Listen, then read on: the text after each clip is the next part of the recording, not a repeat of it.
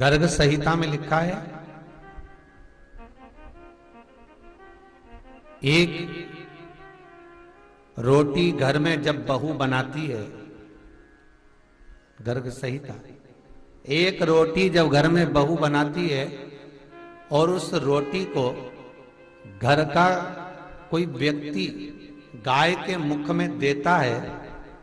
या 1 रुपया, चवन्नी, अठन्नी, 5 रुपया, 10 रुपया, जो भी आप गाय के निमित्त निकाले हो, या कहीं जाकर तुमने गौदान किया है, तो उसका विधान गर्ग संहिता कहती है कि एक रोटी जब आप गाय के मुख में दे रहे हो, एक रोटी जब गाय के मुखाग्रविंद में दी गई है, तो उस रोटी के, जैसे हमारी 4 अवस्था होती है, बचपन, जवानी, अधेड़ी और बुढ़ापा, उस रोटी के 4 हिस्से कर लीजिए। पहला हिस्सा तुम्हारे खाते में गया, दूसरा हिस्सा तुम्हारे माता पिता के खाते में चला गया, तीसरा हिस्सा तुम्हारे दादा के खाते में गया, और चौथा हिस्सा तुम्हारी माता जिस घर में पल पोस कर बड़ी हुई थी, तुम्हारी दादी जिस घर में पाल पोस कर बड़ी हुई थी, उस ननिहाल पक्ष में वो हिस्से का भाग चला जाता है। बहुत ध्यान दीजिएगा, गर्ग संहिता।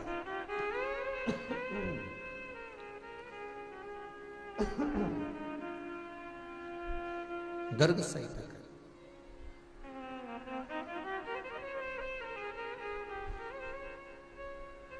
अब एक भाग के 4 हिस्से हो गए, एक तुम्हारे हिस्से में आ गया, एक तुम्हारे माता पिता के हिस्से में आ गया।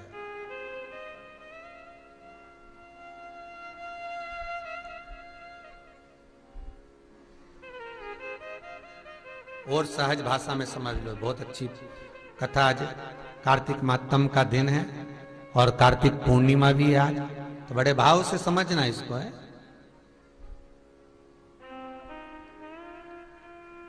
धेनु मानस कहती है, गीता प्रेस गौ अंक कहता है, बार बार बंद चालू हो रहा है, गीता प्रेस गोरखपुर का गौ अंक कह रहा है,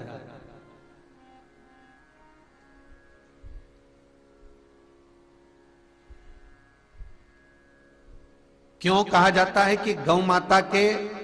शरीर पर हाथ फेरा जाए, गौ माता के श्री विग्रह पर, उनके शरीर पर हाथ लगाया जाए, फेरा जाए। तो आज के लोगों ने एक कह दिया कि भाग्य बदलता है, भाग्य की रेखा बदलती है। व्यक्ति का जो भाग्य है, बेकार कर्म है, तो वो अच्छा कर्म होने लगता है। कोई राहु केतु शनि आदि का आदि जो ग्रह तकलीफ दे रहे हैं, वो ग्रह उससे मुक्त होते। पर यदि हम शास्त्रों का स्मरण करें, यदि हम शास्त्रों का स्मरण करते हैं, तो हम ज्ञात करेंगे, उसमें पाएंगे कि गौ माता के शरीर पर जब हाथ फेरा जाता है, गौ माता के शरीर को जब मला जाता है, चाहे आप एक ब्रश से गौ माता को सहला रहे हो, हाथ से सहला रहे हो, उसकी हाथ लगाने पर जो रोमावली गिरती है, हाथ लगाने पर जो रोमावली गिर रही होती है, हाथ लगाने पर, उसको सहलाने पर जब उसको आनंद की अनुभूति होती है, जो सुख मिलता है। किसी गाय को अगर गले पर हाथ लगाएंगे तो और गले को ऊंचा करेगी,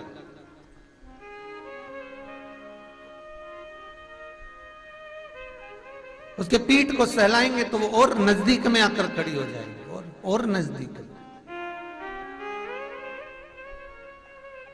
महाराज क्यों, किस लिए? गाय चाहे तो किसी एक पत्थर से भी अपने गले को रगड़ सकती है, गाय चाहे तो अपनी पीठ को किसी दीवार से भी रगड़ सकती है, पर गौ माता को ये जो दिया गया है संसार के मनुष्य को पुण्य प्रदान करने की रीत, कि कोई मनुष्य जब आपके शरीर को स्पर्श करेगा और आपके शरीर की रोमावली जब नीचे गिरेगी, जब रोमावली भूमि पर पड़ेगी और पड़ेगी, तो इसके कुल में, इसके ननिहाल पक्ष में, इसके ससुराल पक्ष में जितने भी इसके कुल में जीव होंगे, जो अधोगति आदिक में मरे होंगे, समाप्त हुए होंगे, उन जीवों का कल्याण, नरक से मुक्ति केवल ये रोमावली के कण ही प्रदान कर देंगे। मात्र सहलाने पर गौ माता के शरीर का स्पर्श, इतना सुख का भान हो जाता।